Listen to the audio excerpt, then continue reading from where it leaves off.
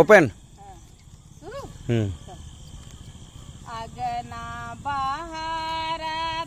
छिटकी बढ़निया होना रामा ससुगारी आवे वीरन भैया होना जिनगारी आवा सासु मोरा वीरन भैया होना सासू मोरा भैया माई कैया के लावा होना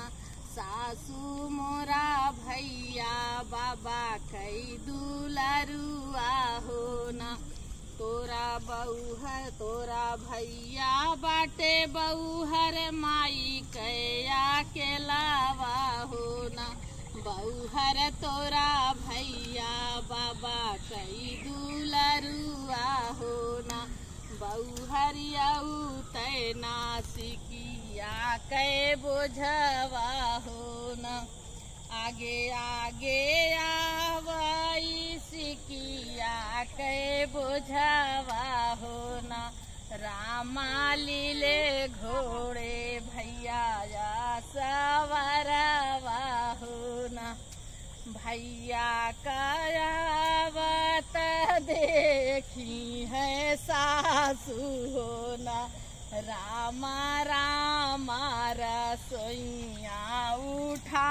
मई होना भाई हमारे वहाँ तक पहुँच आवाज भैया करावत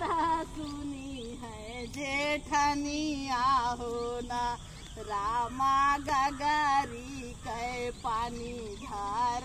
कामई होना भैया करावत सुने हाई ससुरु होना रामा हाली बेगे सभवा बिगाड़ई होना भल की हु सासु तू रामा रसैया उठायु होना सासू मोरा भैया करऊ पुआसवा होना दूर पड़त हो भैया और नजदीक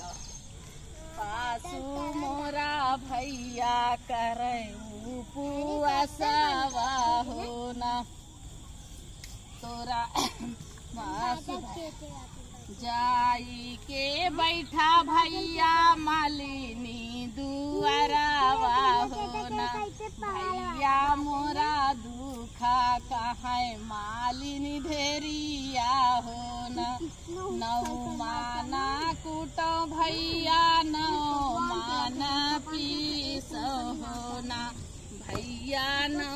माना सिझाऊ रोसैया होना भैया पहली टिकरिया मोर भोजनवा होना भैया वहू महा कुकुरा बिलरिया होना भैया वहू महा गोरु चरवाहवा होना भैया वहू महादेवरा कालवना होना भैया वहू महानदी कालवना होना भैया उहाई टिकरिया मोर भोजनवा होना ई दुखा जिनका है माई के अगवा होना भैया छतिया बिहली मारी जई है होना ई दुखा जिनका है चाची के अगवा होना भैया माई का ताना चाची मारी है होना ई दुखा जिनका है भौजी के अगवा होना रामा राम रसोइया ठट्ठा मारी है हो ई दुख बान्हा भैया गहिरी गठरिया होना